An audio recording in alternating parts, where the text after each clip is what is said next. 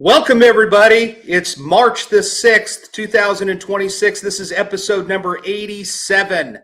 Who would have thought? Episode number 87 coming to you live from Tulsa, Oklahoma, where we're under a tornado warning. So if something bad happens, I just figured the show must go on.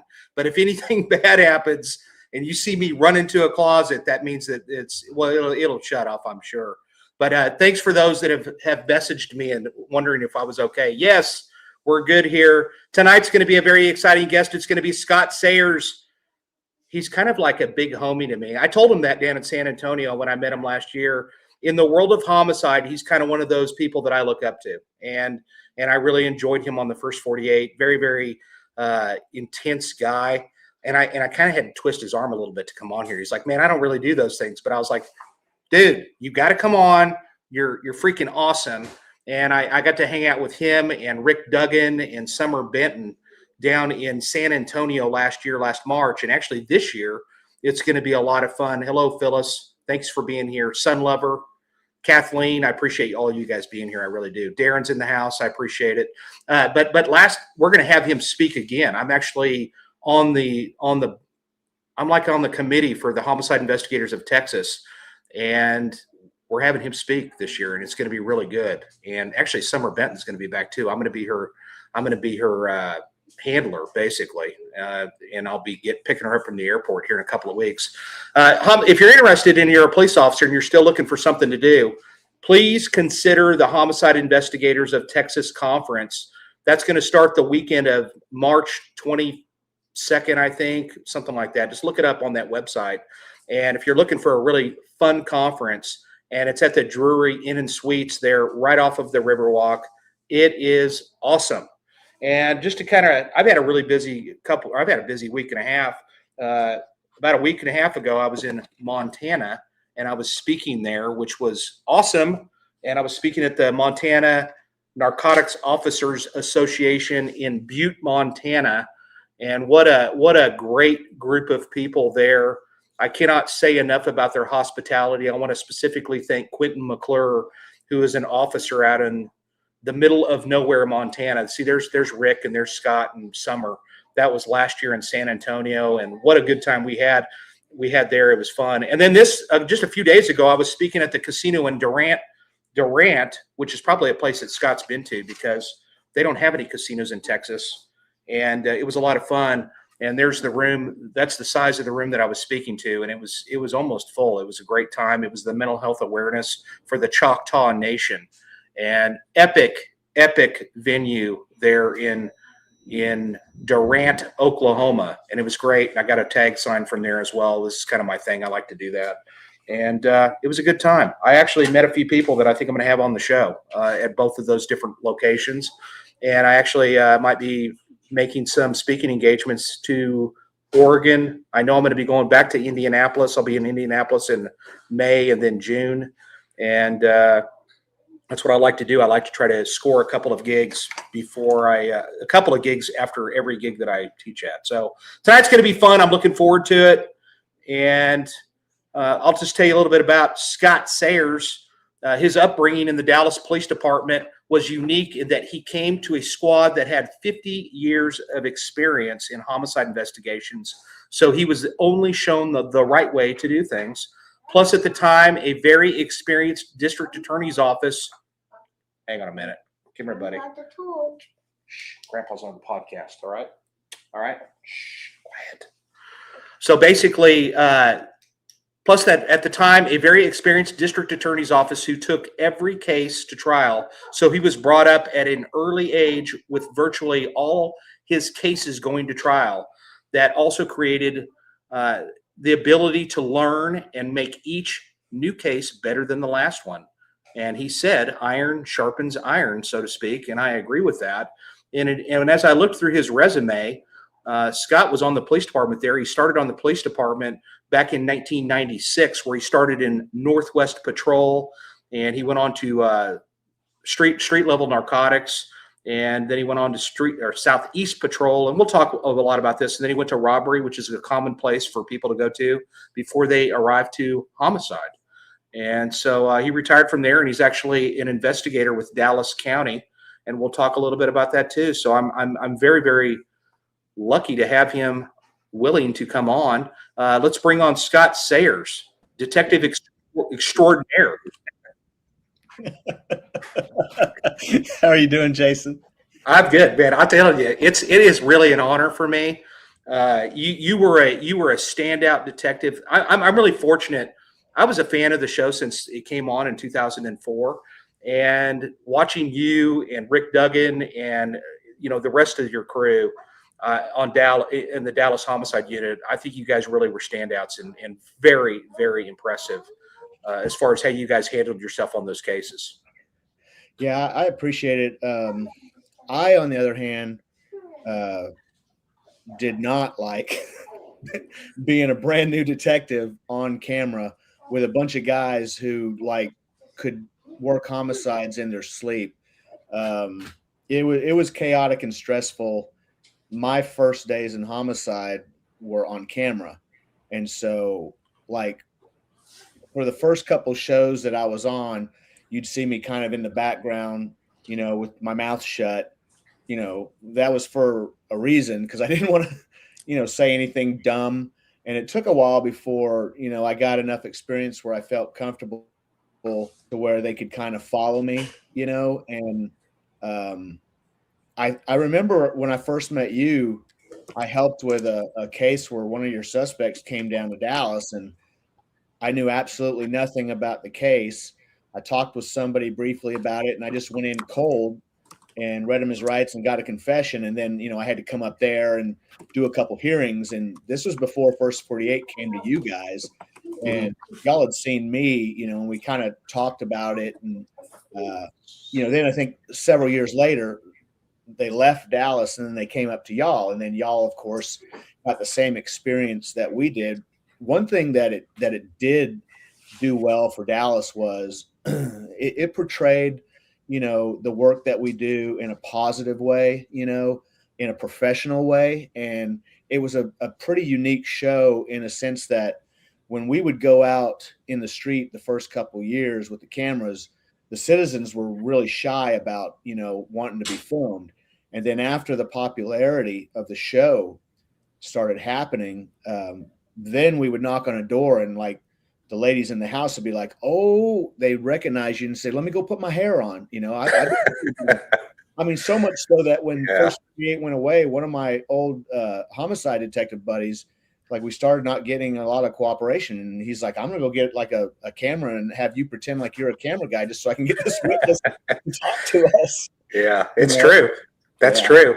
Hey, how did you, what interested you to become a police officer to begin with? So nobody in my family was ever an officer. And that's a great question. I know exactly why. I went to a small school in Abilene my first year and a half. And I went because I wanted to play soccer. I was a soccer player.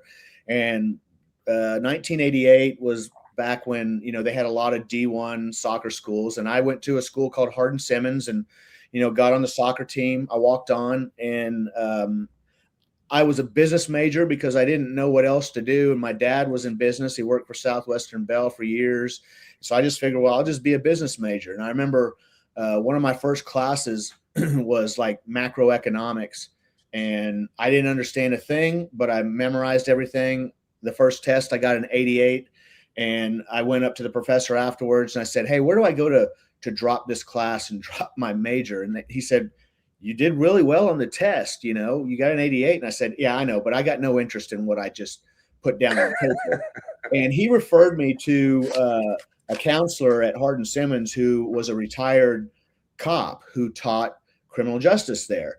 And so I went and talked to him just to kind of get some ideas. And he said, what are you interested in? I said, I want a job that's different every day. that I don't have to sit at a desk, that I can be out in the street, out in the world. I don't know what that is, but I want something that's exciting and fun, that's going to pique my interest. I'm probably a little ADD. My wife says I am. I mean, she works for a school district that tests for that, so she would know. And I wanted something that just kept me interested.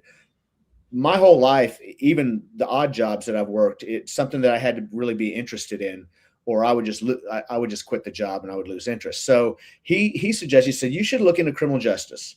We've got a major. You can go into all kinds of different things in law enforcement. You can go to a local police department, become a cop. And he explained what cops do. And I remember he said, they give you a uniform, they give you a squad car full of gas with lights and sirens, and they pay you to get in people's business every day. And I was like, oh, okay. How do I do that? And that was my path. And I transferred after Hardin Simmons.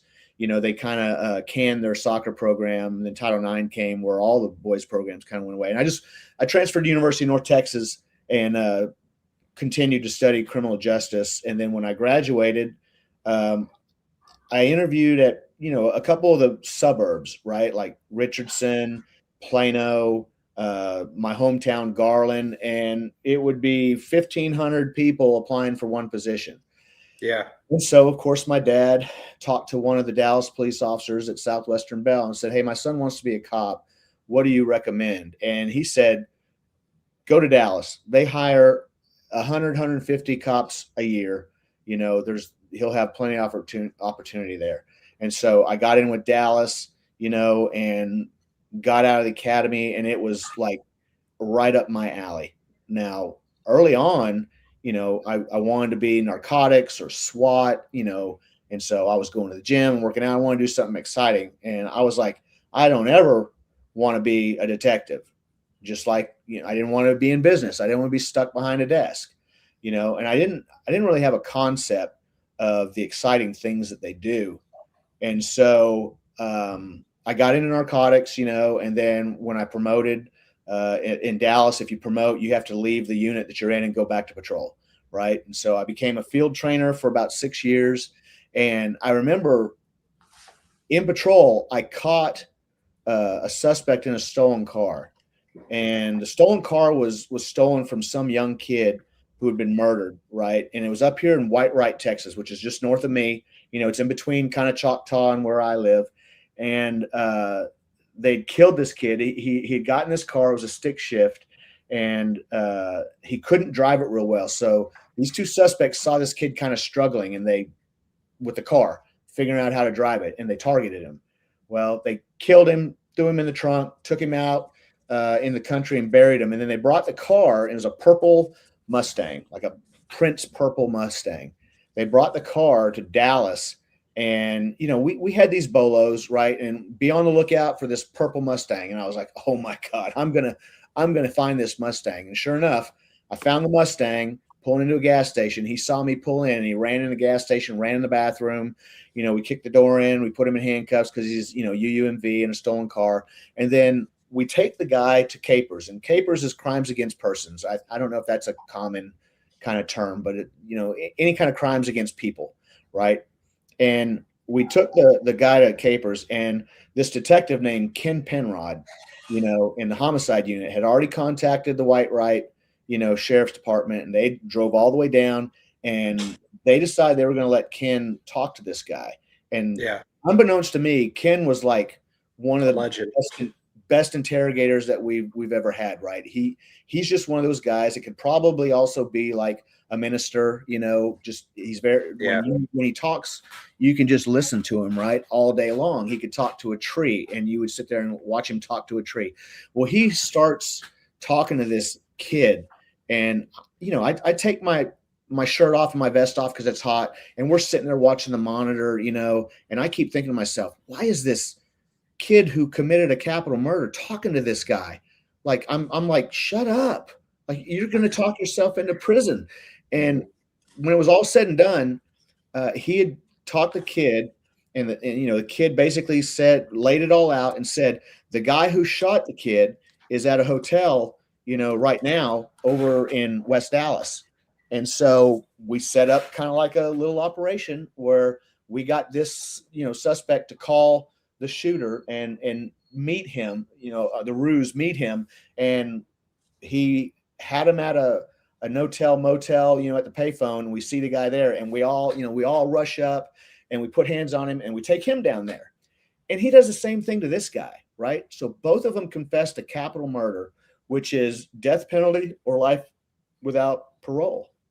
And at that point, I was like, I think that's what I want to do. I want to talk to people and get them to admit to these crimes and put them in prison. For like it just floored me. I couldn't understand how he did that. And so I started helping a couple guys in robbery where I'd catch their suspects, right? P.E. Jones was in robbery, and I really respected him. He was an old guy, and I would go out and catch the robbery suspects, bringing them just so I could watch them interrogate him, because P.E. Jones was a good interrogator too. And then I finally got a chance to go to robbery, and P.E. Jones is one of the guys who kind of taught me how to talk to people, and he was old school. Like he must have been in his 50s or 60s when he started kind of teaching me.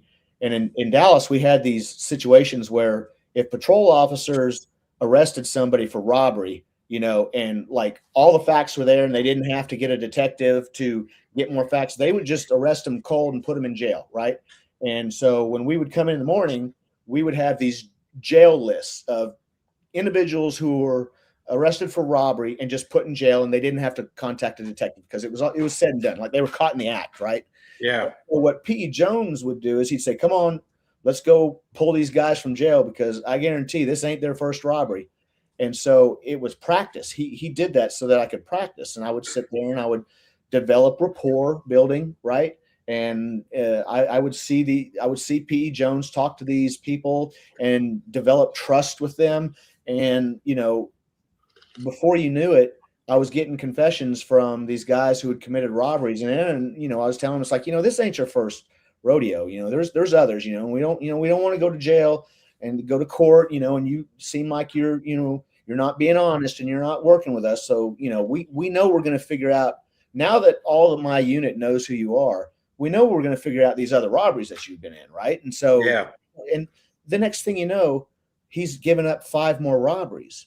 And it's the best feeling in the world to come out and look at everybody and say, who's got the 7-Eleven over on Harry Hines? Who's got the, oh, that's mine. That's mine. And you just solved 5 of their cases, right? Yeah. It's freaking awesome.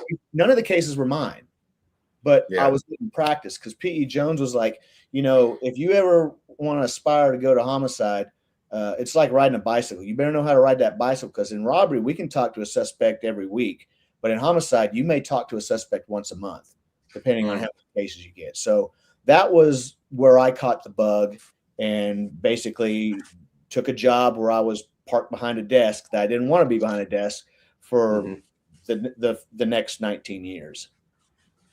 19 years in homicide? No, 18 in homicide, but I did 11 months in robbery. So I switched with a guy who didn't like homicide.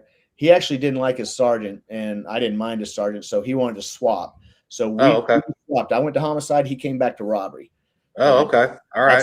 That's how I ended up in homicide. And my first day in homicide, they had cameras.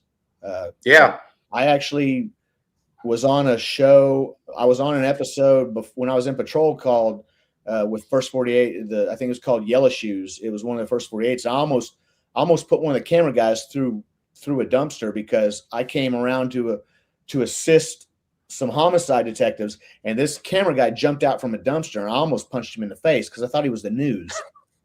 And so they're like, no, he's with us. Yeah. He's with us. And I was like, okay. And I went and it's like, hey, we got this suspect, she's in this apartment. And I went and, I was like, okay, I'll follow y'all. Y'all got a warrant for arrest. Yeah. Okay. Well, she's in this apartment. And I went and kicked the door, and it took me 15 kicks to kick this door. And this door, you could see the lock exposed. It looked like brittle. Yeah. I couldn't believe it. And afterwards, I'm feeling embarrassed, and I'm looking at the camera guy, and I'm like, golly, man, that's going to be really bad. And he looked at me and said, no, we'll edit that. The show's not that long. Hey, Scott, Amanda, go ahead and throw up that 3-minute video clip real quick to remind everybody about Scott on the job. along with Rick Duggan.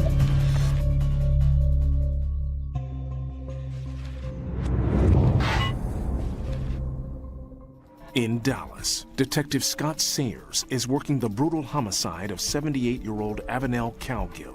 Y'all thinking that they used that to hit her? I think she's got more than one thing going on. Looks like a ligature.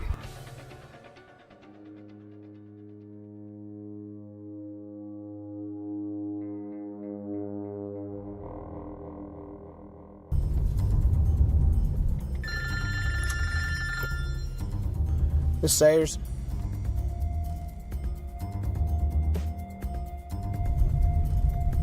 What'd you find out? Her skull wasn't fractured at all. She was strangled. I think she was struck repeatedly with whatever blunt object was used. And then strangled. Yeah. I mean, the injuries you're telling me sounds pretty personal to me. Thanks, Doc. No problem. Stay safe. Bye-bye. Strangled, huh? Yeah, what does that say to you, Rick? That's why I'm wondering if it was somebody she knew. You know, that or some deranged psychotic individual. Yeah.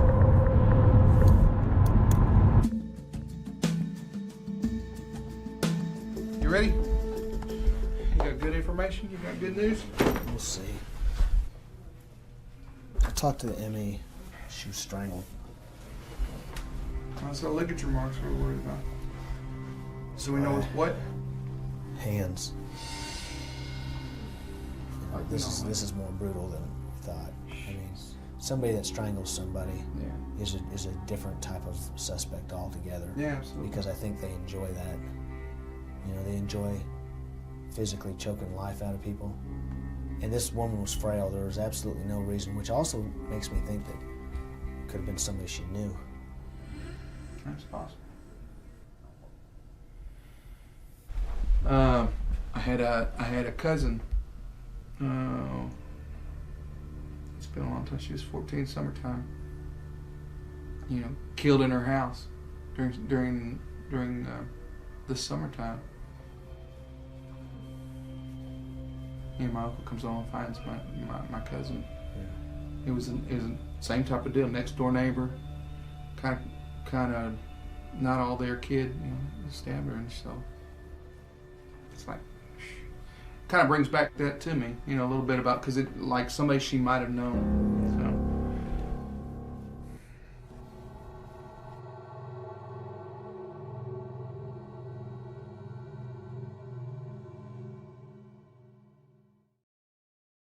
Let's mention Rick Duggan real quick. What does Rick manufacture right now? He's got that gourmet honey. Yeah, but it's not just any honey. It's I don't know like what makes it gourmet. It comes out of a bee's behind. It's honey. It's just honey.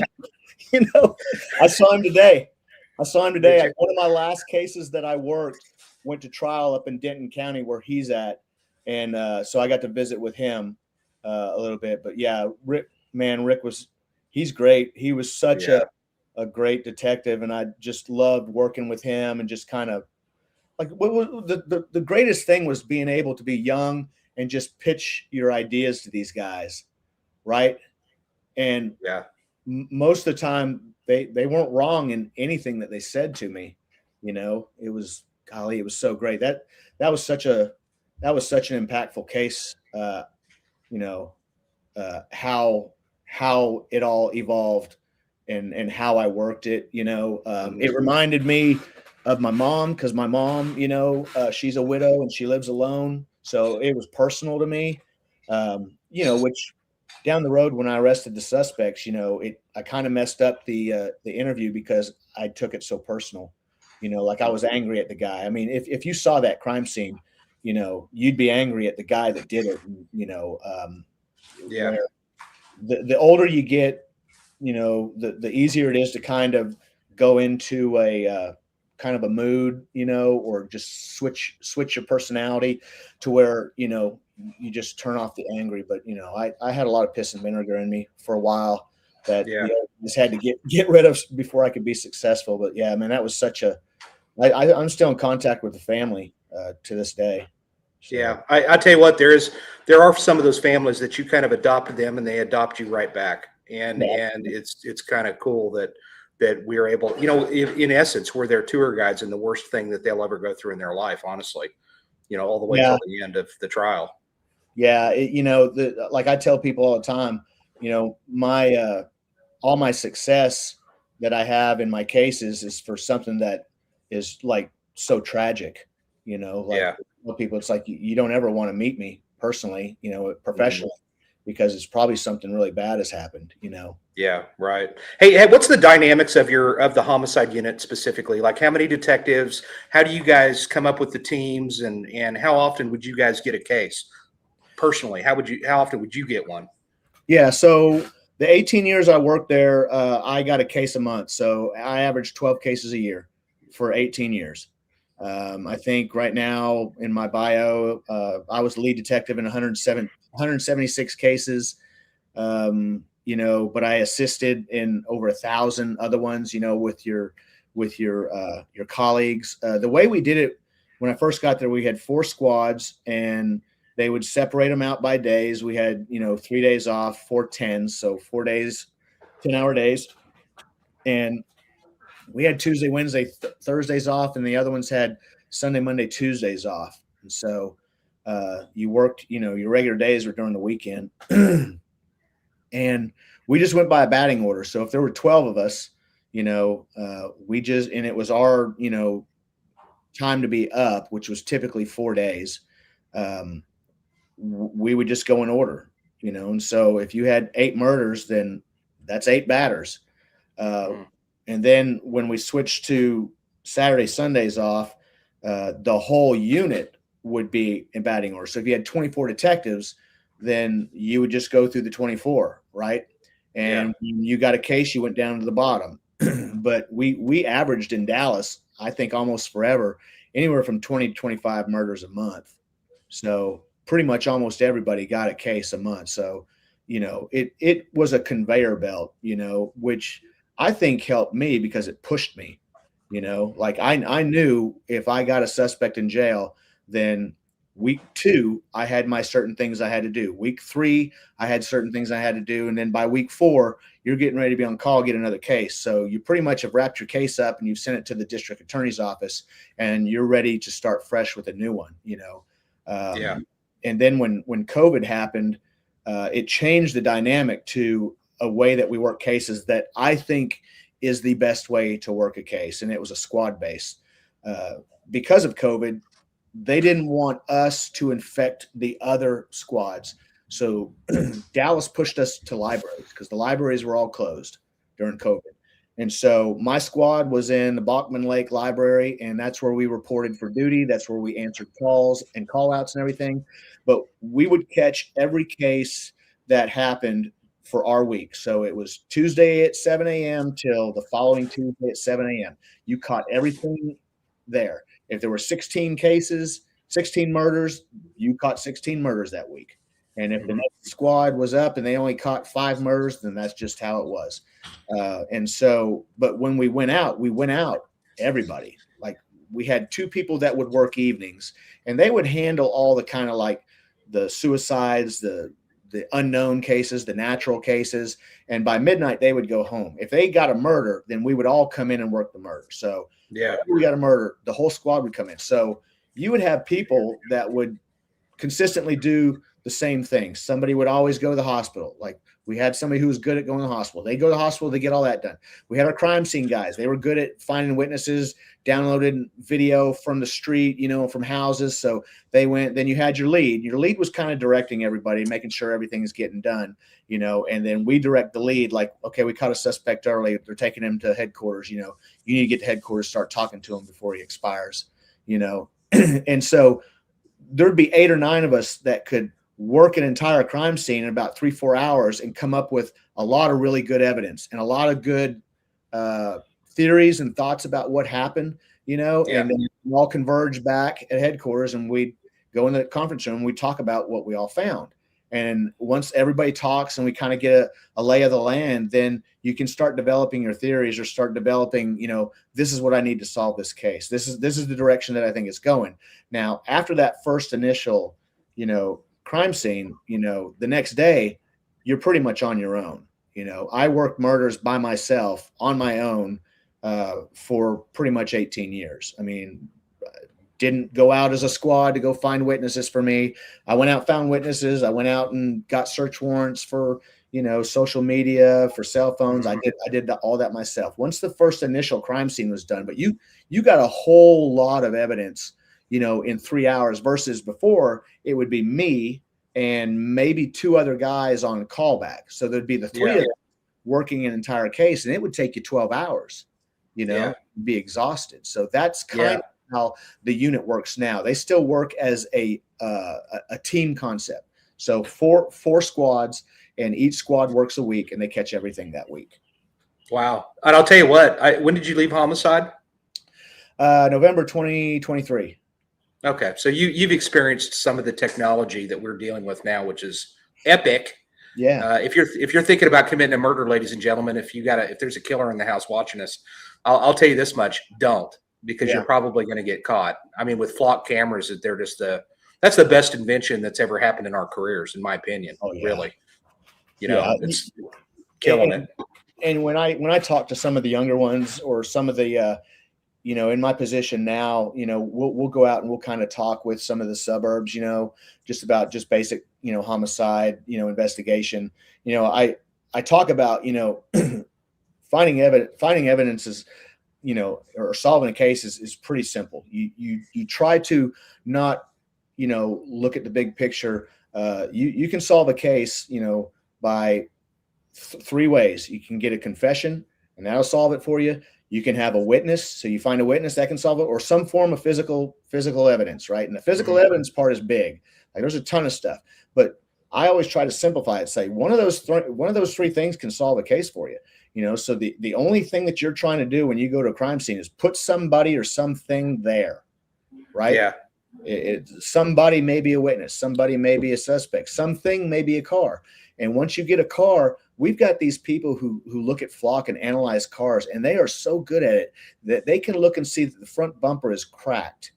And then they'll look at all the cars that are white Nissan Maximas, and they'll find the one that's got a cracked front bumper that matches the surveillance footage, and they'll ID it. And sure enough, almost all the time they're right. Now you've got the suspect vehicle, and once you pull that string and you get a little bit of evidence, then it just unfolds and rolls and becomes more and more like an onion. You peel that one thing back, now you got 5 more pieces inside that onion, and each one of those pieces leads to 5 other pieces of evidence, and you just build until it points you in the direction of the suspect. Yeah, and you guys just looked really good working together. You were always dressed for success, and you just kind of, you made Homicide detectives. I mean, basically, you brought it every time, and I really appreciated that. Speaking of, dressing right, Amanda, show that other video clip, would you?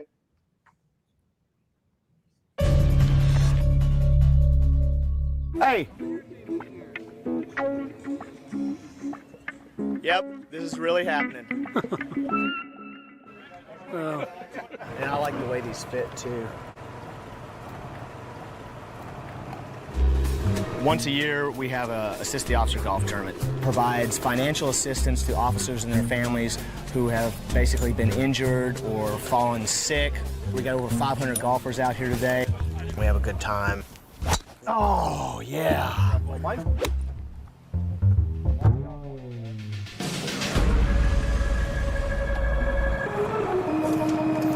trying to find my ball.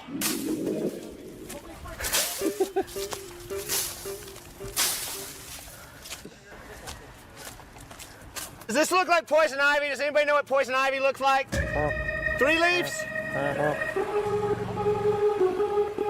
No, I'm gonna leave that ball.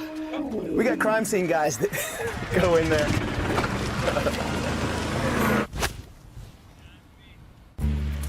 Golly, they're white. You'd think they would be easy to find against this green background. Oh, here it is. It's right there in front of us. Holy. Look at that. Whose ball's that? See that? That's called sweet spot. That's why it went so far. There we go. Beauty. If I worked homicides like I played golf, none of my cases would get solved. I'm a mess. Play golf like a hot mess. Muscle man, muscle man, muscle man. Hey, we get a free drop because a squirrel stole my ball. Agreed? All right. All right, Scott, those pants. Epic, buddy.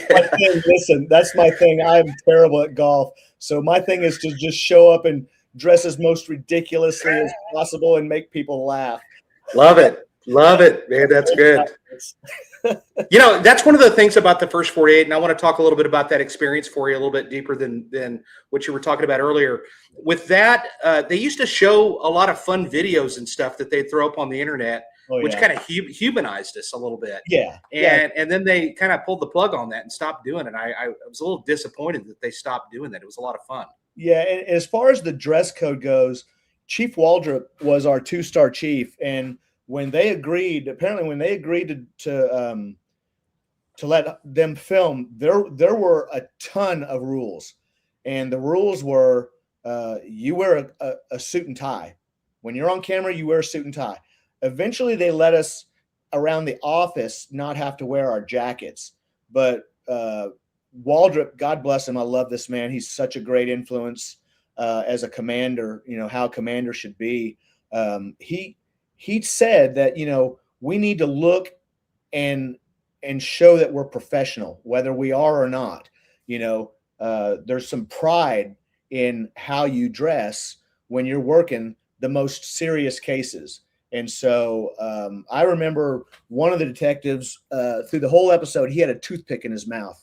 And when the final, you know, we had Dallas police had final say in editing. Like, those videos would go to Chief Waldrop, and my sergeant, Larry Lewis, would go up there and be like, all right, I'm going to review this video. I hope we all have a job when we come back. And like that one video, he said, no, that video's not, we weren't allowed to smoke. We weren't allowed to chew gum, you know, on camera. He made them take that video and pixelate that toothpick out through the whole episode. And this guy, he just had toothpicks in his mouth all the time. But they had, first 48 had to pixelate that toothpick out because Waldrop said it looked unprofessional. Now, the experience of being on that show, just to kind of talk about that a little bit, because Dallas is a huge city. And well, first of all, were you a fan of the show before you were even on it? I never even really saw the show until, you know, as a patrol officer, when I kicked that door and, you know, found this girl in the closet in a box with a bowl of pork and beans. You know, I guess she thought she's going to be in the closet for a while. You know, and then I watched that episode, and I got a lot of relatives up in Canada, and it was fun, you know, telling them, hey, watch this show. That was the only thing I knew on the show. But 2 years later, I'm in Homicide after I kicked that door in, and the same camera guy who filmed me was the camera guy there. So I wasn't a fan of the show early because it filmed all my mistakes, and I had a really bad one. I remember I was working with Penrod on this capital murder. It was right after Katrina, and this guy, he was kind of selling weed, and his girlfriend, you know, was living there, and these Katrina evacuees kind of hit the door and tried to rob him, and they slit her throat, and she pretended to be dead and lived.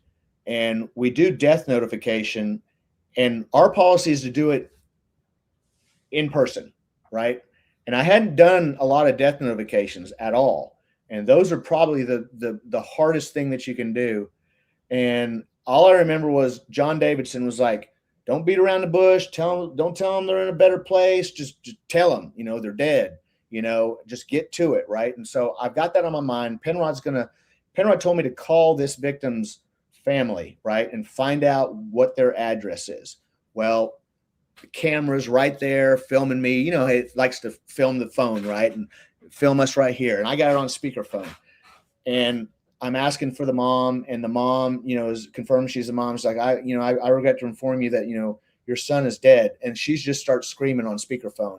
And Ken runs across, is like, ma'am, takes off speakerphone. What's your address? We're on our way out there. And I'm thinking to myself, oh my God, this is on camera. I just did death note because I had brain scramble, you know what I mean? So those things were tough to deal with, you know, but once I got a little bit more comfortable, then I realized that the show, like, it really gave a lot of credibility to homicide detectives. Like, we would go into trials and we would go out into the field to work on cases, and people just had so much respect for us that they knew that we were working hard and they would cooperate, you know, because of what the show did for us. It boosted, you know, recruiting, you know. I mean, we had rookies that would come in and say, I want to be a homicide detective. It's like, well, you're gonna have to do patrol for a little while first. And you know, that was my experience.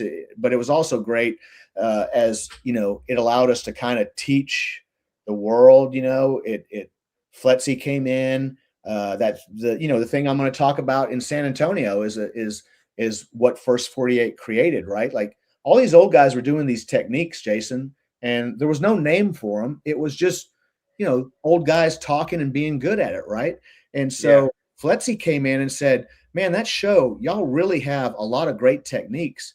It's the way you get people to talk to you. And they developed a whole training program, right? And, you know, one of the things I'm going to talk about in San Antonio is this case study, you know, where I worked with Penrod, but, you know, we got confessions from everybody. And what they did was they went down to the prison after they were convicted and they talked to the suspects and said, why did you talk to them? What worked, you know? And so I don't think a lot of homicide detectives ever get that aspect of it, right? You know, after a trial's done, the prosecution gets to talk to the jury and say what worked, right? Yeah. We never get to do that, right? Like, we never get to say what worked, you know, because after they're convicted, they're probably pissed at us, right? Yeah. And so what I'm going to get to kind of show down in San Antonio is these clips of the interrogation and then the suspect in jail talking to Kevin Navarro, you know, about why they talked. So it just enabled us to help other detectives expand their mind, you know, on techniques and ways that you can talk to people, you know. Yeah. I'll tell you what, there's an interview and interrogation class now that's out there that I'm going to give them a plug because they're freaking awesome. It's the best training I've ever been to in my life. And it's CTK Group. And it's a few Iowa State police officers that put this thing together. And it's the best training I've ever been to in my career. It's just incredible. And so, but anyway, that's good. That's good to hear that, because I'm looking forward to it, to hear what these inmates were saying about that. And that's something we probably should do a lot more of. Yeah. I love the art of interrogation, you know, and it's not used as much anymore with some of the younger ones because there's so many other ways to get a suspect, you know, with a cell phone and with a social media and everything, you know, that they just don't really feel like they need it. And the thing that interrogations do is it almost all the time answers the why, right? And for us, that's the hardest thing to answer sometimes, is the why it happened, right? Yeah. We can get the right person, but the family wants to know the why, you know, the prosecutor wants to know the why. Absolutely. And so, as a matter of fact, I think that there's a lot of people that we should just probably go back and visit anyway, just to say, hey, you know, of anything else about any other cases or anything along those lines. I've went back a couple of times and you know, of course the inmates don't appreciate the show like, you know, I did. Some of those shows there was one guy in particular, I remember we went to go talk to him about another case, and he had his arm wrapped up, and we're like, hey, what happened there? And he's like, man, every time you show that freaking episode, I'm in here for a fight. So anyway, I was like, hey, I'm sorry about that, dude. Let's, I apologize. It's nothing personal, but let's talk about that other case, because you were such a good guy. I was hopeful that you would tell us about this other case. And I told this other detective how you just told the truth and stuff, and you're a good person inside. And he told us about another case. I couldn't believe it. But no, that's cool. So all in all, was the experience with the show, would you consider it just an overwhelming success? And why did they ultimately end up pulling out of Dallas? Yeah, I think it was ultimately a success. I think they pulled out of Dallas because it ran its course. You know, I mean, we had a changeover of chiefs, right? Yeah. And one chief really liked it, and then the next chief just really didn't. You know, It started to kind of become a little difficult in our trials. I remember the studio or A&E who would produce it.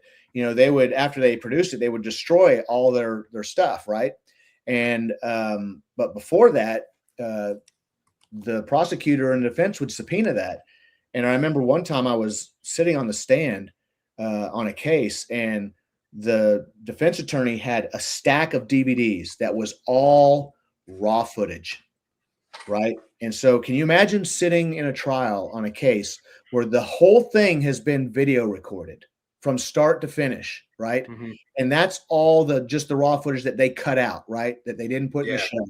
And I remember the defense attorney, they had made a rule in the trial that he could only use the video stuff in there to impeach me on something that I might have said. So for the next 2 hours, it had nothing to do with what I did on the case.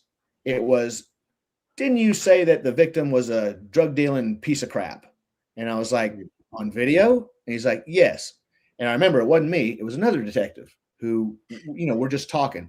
Hence body cams now. We didn't have body cams back then. Now you got to be real careful about body cams, what you're talking about when you got officers around you, right? And so I knew that it was him and not me, but I was constantly having a battle with this guy and try to remember, did I say that? Did I, and it had nothing to do with the case. They convicted the guy, but those were some of the issues. And it just, I think we did 9 years. They took hiatus in between a couple years. Like we took a year break, then they came back, and a lot of it was kind of contractual and stuff. And then our unit got really, really young. Like all the older guys, they got really young. And I think our command staff was a little nervous about letting some younger ones, have their, homicide cases on TV. And then, of course, I think in Texas, what happened down in Williamson County on one of the live PD shows, now the law that says you can't film any live PD shows. Unless it's isn't it game wardens? They can still have that, but nothing else. Yeah. And I think that's a real shame, honestly, because, really in reality, I've always been shocked that there's not police departments fighting to be a part of that show, because it's opened up doors. I think that the level of cooperation that we would get from some of the purple areas of the cities with the most crime was unbelievable. I mean, they absolutely, it's like almost like we got a pass, at least here in Tulsa.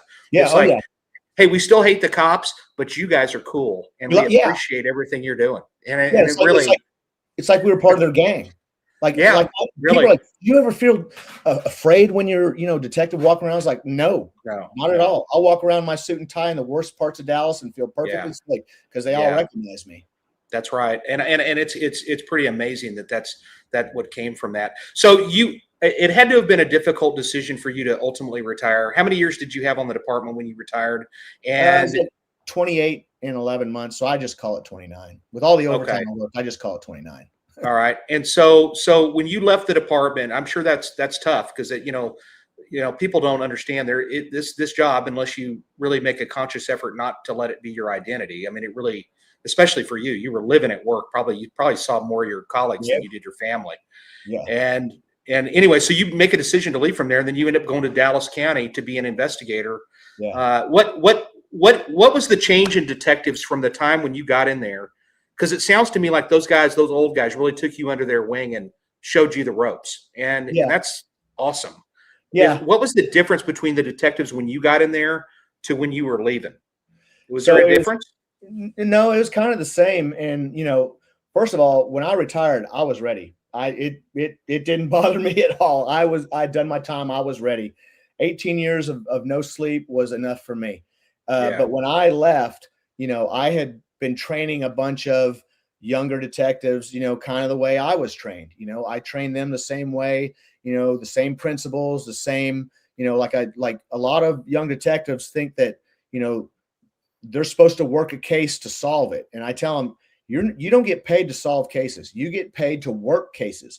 If you work them properly, there's a good chance that you'll solve them. If you don't solve them, all you got to do is lay the foundation for some cold case detective down the road that finds that one piece to plug in. And now all the work that you did 10 years ago all fits into the puzzle and it's Yeah. perfect, you know. So, and again, that takes away a lot of the pressure on them, right? It's like just work your case. If you work your case the way it's supposed to be worked, there's a good chance you're going to solve it. So I did a lot of training, but it's so funny because I saw a lot of guys and girls that were kind of like me, cocky, you know, not listening to the old guys. Like I remember Philip Wheeler, he's a young detective at Dallas, and he's a great detective.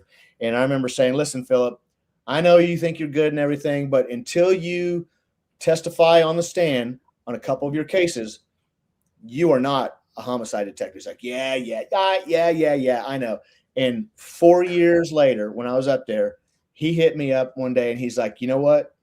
You're exactly right. What you said, I know I gave you crap about it, but you're exactly right. And what I meant by it was, you know, you have to have your cases tested. And the only way that they're truly tested is in court.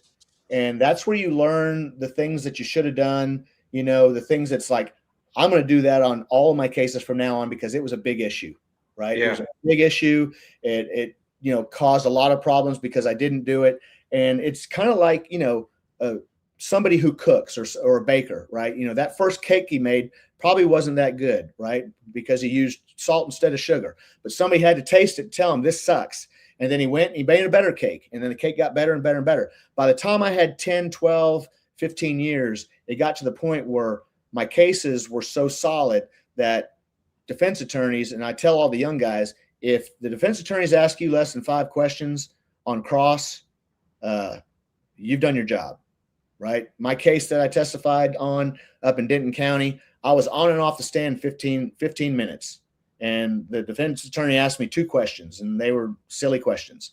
And so, you know, you don't learn how to find the holes in your case, you know, until they get put on trial. And working at the district attorney's office now, I never had to review anybody's case. I just knew my cases. So I just assumed everybody worked cases like me. Now I'm looking at these young guys' cases that I taught, and I'm just like, oh my gosh, you know, like, why are you doing this? Why are you not doing these things? You know, and my prosecutor continually has to tell me, Scott, not everybody's you. And it's not fair to them because me and you, Jason, we got to add tools to our tool belt a little bit at a time, right?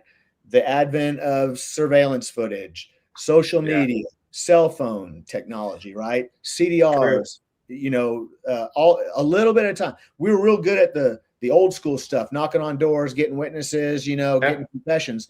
But then we slowly added the scientific things to and the electronic things to our tool belt. We got to do that over 18 years. These homicide detectives who are coming on the street right now, when they're in court, the jury expects them to be me and you right now. Yeah, you're right.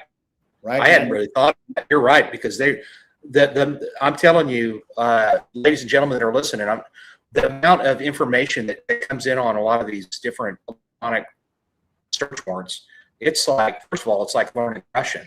And it's extraordinary the amount of information that you're having to sift through. I think on one side that these young guys today, you know, they were born with the cell phone in their hand, which is different than you and I. I mean, you know, learning these emoji stuff today, geez, when that's did a you whole get your other first language. cell phone? When did you get your first cell phone? That was my own. Yeah, it was probably, I got on the department in 98. It was probably 4 years later when I used to go into Quick Trips and call in stolen vehicles. And so about 3 or 4 years after, where I got one that had a plan where you had off hours and a law enforcement discount from like 7 p.m. to 7 a.m. kind of a deal. That was my first phone. Yeah, 1996 or 97, I think, is when I got my first phone. Before that, I never had one. Now, look at how they came about. Like all you could do is call or text, right? And text you had to pay for. And now you can watch TV on it, right? Yeah. As a matter of fact, I'm the reason on the department that we actually moved to smartphones, because we were working a case and the warrants guys were sending back pictures and all this great stuff. I'm using a phone that I had to do JKL. I'm having to do the texting where you're having to go through all 3 letters kind of jazz. Yeah. And somebody said something. And I said, hey, that sounds great. You know, I wish we could do that and wish we could see that stuff. And the deputy chief happened to be listening, and he goes, who was that said that? And whoever he was asking, he's like, yeah, that was White. And so he brought us up for a meeting, and he goes, everybody's getting a new cell phone except for Jason. And but that's how we ended up moving up to technology, because we just didn't. It was the Warrants guys that had that, which was pretty amazing. And it was like Blackberries, just like what Steph is saying. You saw that Blackberry in my hand on that first video that you showed. Yeah, absolutely. So you're working in the DA's office. You're being an you're an investigator there. I know that you told me about that in San Antonio the last time we were talking about just the reports and stuff like that.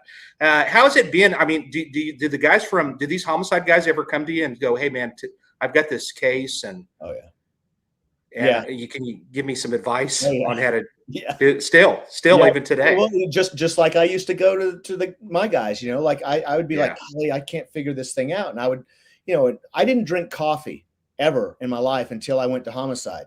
Because I don't know why, but now I got to have coffee. Yeah, I got to have coffee every day now, because Penrod and Lusty and, Eddie Ibarra and Dugan, they would be like, come on, let's go get a cup of coffee and talk about it. And we'd go to the break room, we'd sip on coffee, and we would chop it up.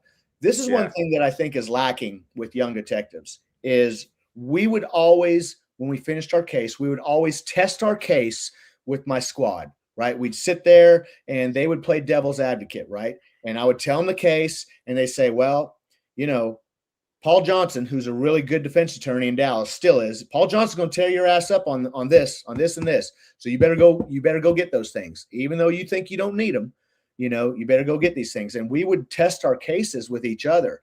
I don't know that the young guys in Dallas right now are doing a lot of that. Some of the older guys that are there now, 10 years, they don't have to because they've been through all it. But it's always good, even an experienced guy, explaining his case and explaining why he got these two pieces of evidence that proves something that he already proved, right? Like I tell people, I don't mind getting evidence, but I have limited time with, a case a month that I got to work. So if I can't prove this over here, and I've proved this over here twice already, I'm not going to keep getting evidence proving the same thing over and over. I'm going to try to prove this because I haven't proved this yet. Right. And then maybe if there's time later, I can go get it. But again, Chief Ron Waldrop, he instilled in all of us, he said, you work cases for appeal. You don't work cases to solve them, and you don't work cases to prosecute them. And I was like, what does that mean? What are you talking about to appeal? And it's quite simple to explain is you get as much evidence as you can, because once you get to trial, and you think you got a sweetheart case because you got a confession and you got an eyewitness, and then the defense attorney goes over and says, well, the confession is getting thrown out because you did something wrong, right? Yeah. And your eyewitness, well, they died last week, so now you don't have an eyewitness. So I always challenge new detectives, when you get your case filed and it's all good and you think it's wrapped up in a bow and great, take your best piece of evidence away and see if it's still enough to convict. Right? That's good advice. That's really good advice. Because once they get convicted, Jason, where do they go? They go to an appeal, right? And what if the appellate throws out your two best pieces of evidence?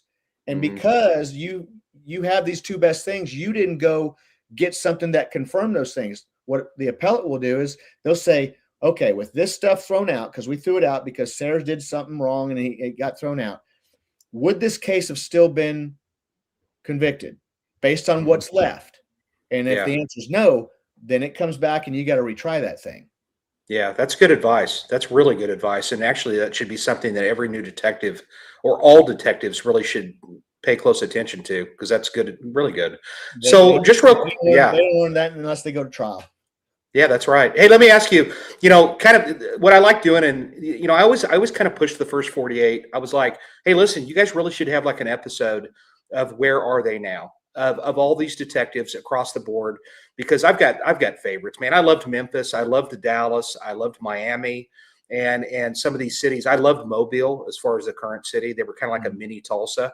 And so of the more notable ones, and I know that what happened to some of these guys. I know they have all retired, I would assume, at this point, right? Everybody that was on that show. Yeah. What those that wouldn't mind, what did they move on to do now? I know that Rick is an investigator at Denton County. Yeah. kind of your counterpart over there. But what's the other ones doing nowadays? Well, so Penrod had a brain tumor, and he basically had like a stroke, passed out in the office. This San Antonio case study I'm going to do, Kevin Navarro was actually talking to Penrod about teaching it and developing it when Penrod just passed out. Had a tumor in the middle of his brain, the size of his thumb, had it removed. Once it was removed, it affected the part of his brain that affected his speech. So he couldn't really talk very well after that. For a guy who was a brilliant talker, and then he succumbed to the tumor, years later and passed away. Dan Lusty is retired. Steve David is retired, but he works down in Austin. It's basically a really rich area of Austin. He is a part-time detective, and we've got an old lieutenant in Dallas who's the chief down there in this small little kind of rich area of Austin, who just wanted an experienced detective to work 2 days a week to kind of help his regular detectives. So Steve David retired, moved to Austin, and he works, I think Tuesday, Thursdays, and then he's a marshal on the golf course. Steve David was in that golf video with me. He was the older bald guy with the glasses. So he marshals on the golf course, and he works as a part-time detective twice a week. Eddie Ibarra is still in the department, and he does a lot of teaching and training with a thing called D-Track, and it's a 4 or 5 weeks that we train all of our new detectives in every aspect. And so Eddie teaches interview interrogation and some other aspects of that.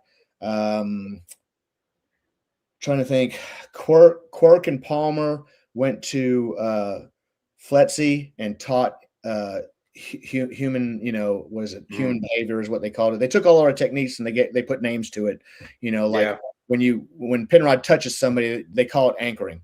We just called it the Penrod touch. You just put your touching, grab. The feds like to name all the cool techniques that we used. So they both went to FLETC and taught. And there was Uric. Whatever happened to him? Uric is still in department. Uric and Tommy Ray, they are still in department. They're TFOs now with the FBI. Eddie Lopez works with me at Dallas County DA as an investigator. Randy Laboda retired, moved to Florida, went to law school, and is a prosecutor in one of the counties in Florida. And I think really,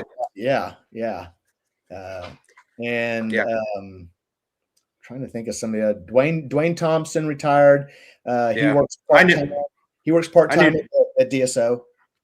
Yeah, I knew Dwayne. I met Dwayne. He used to teach with one of your other Byron Boston, who worked narcotics for you guys. Yeah. He had a company called Professional Law Enforcement Training. He still does. Place. Company. Yeah. And I've met him a few times, and I met Dwayne a couple of times too as well. It was kind of fun because I saw you guys, and so when we had the opportunity to join the ranks and to be a part of this pretty small fraternity of detectives, to be a part of this, it's been pretty amazing. I will say this, ladies and gentlemen, just kind of bad news, but tomorrow's the last day that they're going to be filming anything on the First 48. That's it. It's over. Did you know that? Did I tell you that? I think I did, Scott. I don't remember. Yeah. So it's over. You're hearing it here. We've kept it pretty quiet, but they're still going to be filming probably some after episodes, I'm thinking. Yeah. But they're pulling all the cameras out of every city tomorrow, March 7th. Let me ask you this, Jason. That music that they play on First 48, the dun dun, Yeah. Does it give you kind of like a weird butterfly feeling? What it does to me is when I hear that tone and that music that First 48 plays, the ominous music, it takes me back to like crime scenes where I was, nervous about my case. Like I don't get anxiety about it, but it gives me some kind of a feeling when I hear that music that First 48 plays.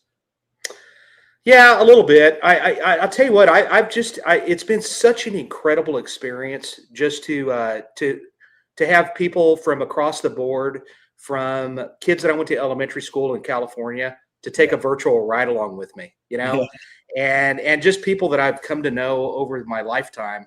And I think it's just been a fun experience to have that memorialized a little bit. I think Yeah. I'm sure you still tune in and watch yourself on TV every now and then, or somebody catches No. you. They don't. Well, they really. I don't ever watch myself, but there's friends of mine who'll be like, they'll send me a picture. They'll be like on a business trip in Omaha or whatever, and they'll send a picture. Oh, look who's on TV. You know, I think I'm getting to a point now where I'm getting so much older that people don't recognize me anymore. Well, I'll tell you what. JD Baez, Yeah. who's Dallas SWAT. He's a freaking legend. Yeah. He's a friend, and he's somebody I look up to him in the negotiating world, and he was a guest on the show too. Yeah, he's just a great guy. superstar. Oh, he's great. And you know, JD still gets recognized from that Dallas SWAT show. And it's crazy. And he said one time I was in Vegas. This is what he was saying. He's like, I was in Vegas and I had a huge beard. I'm smoking a cigar. I'm having some drinks. And some guy just stops in his tracks. And he's like, holy cow, I can't believe it. It's the guy from Dallas SWAT. He's like, are you kidding me? How in the heck did you recognize me?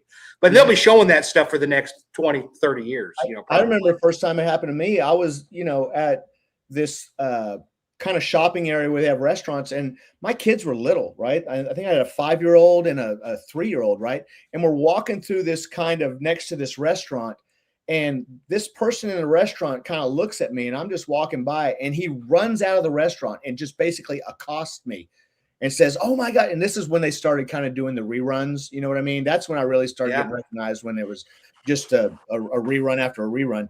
And he just accosted me and he's like, hey, I can't believe, and my wife was like, what is going on? I was like, oh, hey, thank you. I didn't really know how to act. And then a couple of years later, I'm at Disney World with my kids, who are now like 6 and, 4. And we're in one of these restaurants to go have lunch with, Cinderella or whatever. And it's packed. And there is a guy who is probably 20 yards on the other side of this waiting room. And there's probably 50 people in here waiting for a table, right? And he kind of looks at me, and then he talks to his wife, and he looks at me again, and I'm kind of like, is this guy looking at me? Like, I got my back up against the wall because I'm a cop, and I always got my back against the wall. And he's like, oh, from like 20 yards away. And he runs through people, like pushing people. And it was the same thing. He's like, you're that detective, you're Detective Dugan. And I was like, no, I'm Sayers. Because we had like 5 bald guys. People called me Dugan for years. Okay. And I would kind of make it a joke about it. It's like, yeah, I'm Dugan. I would kind of act like an ass. Yeah. They could go back and say, that Dugan guy's a real asshole. Hey, I hope Rick's going to be down there in San Antonio. That'd be great. He's not. I don't. Oh, no. Okay. Well, anyway, hey, listen, I gotta thank you, man. Bill Hansen from Tucson First 48. He's in here listening to this too, and he was a guest. I've had Summer Benton on. Now I've had you. I was gonna have Rick, but he had a computer. He's kind of a computer illiterate. He's not. That's good. But he's got to come on someday. But I mean, I can't thank you enough, Scott. You've been an absolute pleasure to have on, ladies and gentlemen. It is great. Is this your first podcast ever? Yes. Even better. I love it. So, ladies and gentlemen, I know that you're bummed out about the First 48. I'm reading the comments over here. But you know what? All you got to do is subscribe to this channel. Remember to like and subscribe to this YouTube channel, because I'm still going to have other detectives on. I'm thinking about getting somebody on from Cleveland, and maybe Joe Shalacy from Miami. He actually lives up in Wichita. I'll be speaking up in Wichita, so I'll have to find somebody to get a hold of him. Shalacy's a trip. He's a character. Have you met him? No, he is. He was intense, man. He was intense for sure. Yeah. Hey, by the way, now, all right, so you're speaking down in San Antonio, just real quick. If somebody wants, I know you're on LinkedIn, so if somebody wants to get a hold of you, they can certainly get a hold of you on there. Do you normally speak? Is that something, if somebody's looking for a speaker somewhere, do you have case studies and stuff like that you have ready to go? I'm just starting to kind of like, I didn't really have a lot of time in homicide to do them, but at the district attorney's office, they kind of like me teaching, and so I kind of do a homicide class. I haven't really done a lot of case studies, but I've developed a couple of case studies in my teaching, and the people I teach, they really like case studies. So what I'm going to start doing is some case studies, because I think it's just the best way to teach people. Like, you're actually talking about a case, and you can usually pull 3-4 things out of there that you didn't know you could do. You know what I mean? And so Yeah. I'm slowly gonna start developing more case studies. Like I've got a case that I worked where this was a serial shooter. You know, he killed 3 people in Dallas. He killed a guy up in Salina, and then he shot 4 other people like in a span of like a week or 2. You know what I mean? And it was, 4 different cities, 3 different counties, ATF, U.S. Marshals. You know, we were all hunting this guy down, right, and trying to get him before a panic went out. So I've kind of got a little bit of a mini case study. Cool. I'm just not. I've never developed one, so I'm kind of new at it. I've seen a bunch of them, but putting them together, I'm kind of new at. I'm getting a little better at it, but I'm gonna put case studies together. Yeah. If you need any help with it, you can always reach out. And I'm going to be speaking in North Carolina at the Homicide Investigator Conference. So get one of those together, and I'm going to pass your name along to them. And maybe you can go to a couple of conferences out in North Carolina. They're awesome. I'm putting in a plug for them too. Their conference is in April. So ladies and gentlemen, if you're a homicide guy or you're a crime scene or something along those lines, an investigator, you should check that as well. Scott, you're the freaking bomb, dude. I really do respect you, and I'm looking for drinks on me down in the hospitality room. And if you need anything, since I'm the low man on the totem drinks pole, are free in the hospitality room. That's right. I know, but yeah, you're good. Yeah, good. But anyway, it's going to be great to see you in a couple of weeks. And if you need anything while you're down there, don't hesitate, because I'm the low man on the totem pole. In fact, that's a big deal, dude. I'm an Okie, and they've got me a part of that organization on that level. That's pretty cool. So I'm excited about it. Yeah, but, I can't wait. Hey, listen. So LinkedIn's probably a good way to get a hold of you. Is unless you wanted to give out any other kind of a way to get a hold of you. So you certainly are welcome to give it out an email if you want to, but you can keep it to LinkedIn if you want. If somebody's interested in speaking to you about anything, is there anything? Did you want to leave an email? If you will throw it up there. My LinkedIn is fine. Yeah, I've got LinkedIn. That's probably the easiest one. I still try to hide myself from, potential, suspects who are still pissed at me about putting them. Oh yeah. Yeah, no, for sure. Anything else you want to leave the viewers with? This is seen throughout the world, by the way, Scott. This is a big deal. This is, by the way, what did you think of that intro music? Pretty awesome, right? Oh yeah. Yeah. It's very Red Bull. You should get Red Bull as a sponsor. No, I appreciate, I appreciate people who take an interest in it, and just want everybody to know that, being a career detective is something that I wanted to do. I didn't want to be a sergeant or lieutenant promote. I really, being a detective is the first time in law enforcement where I felt like I was actually making a difference. You know what I mean? Versus just answering one call after another. And so we've got a difficult job. We do our best. And, we're always teaching each other, because that's the thing about law enforcement. Law enforcement is the one career where you learn by doing. That's right. That's right. I think that's great advice. Don't click off here, Scott. Ladies and gentlemen, I say this every week. This show is not a show without you. I really do appreciate it. Please like and subscribe. And I need that, because it just helps with the algorithm, etc. And it just is important, and it makes me feel good that people are tuning in. I appreciate it. You can follow me on Instagram. You can follow me on TikTok. Matter of fact, I threw some TikTok videos up. Nothing stupid, Scott. It's just stuff about where my travels were, because it helps with getting gigs. It helps with my teaching gigs, believe it or not. Yeah. And so check out my TikTok. Follow me there. Don't forget about the Homicide Investigators of Texas conference. And that hotel is awesome. And you're going to see what kind of awesome it is, Scott, when we give you one of those suites as a speaker. It's nice. I'm telling you, man, they set you up good there, especially as a speaker. And like I said, we will hang out together and have fun. I appreciate you being here. I know your time is very valuable. Don't click off. Ladies and gentlemen, next week, I haven't decided yet who it's going to be, but it's going to be something good. And in the very near future, in the next week or two, I might even air it when we're in San Antonio. John Bueller from the Lacey Peterson case, the homicide detective that worked that case. He's going to come on. Great guy. I love the guy.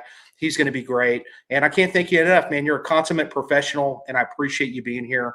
And until next week, ladies and gentlemen, take us out, Amanda.